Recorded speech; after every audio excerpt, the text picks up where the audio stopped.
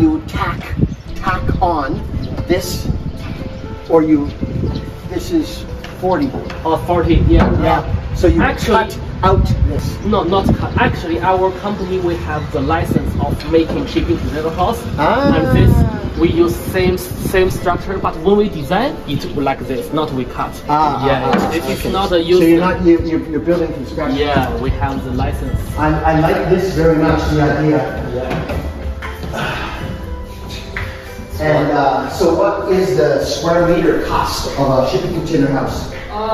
So total, I think 75, this one. 75? 75. Wow. And I think it cannot open. Okay, Yeah. no problem. It's all closed. And it's very watertight. Yeah, water. Yeah. This piece doesn't change the roof. The roof is the same, right? This roof and this roof, yes, same. Same. Yeah.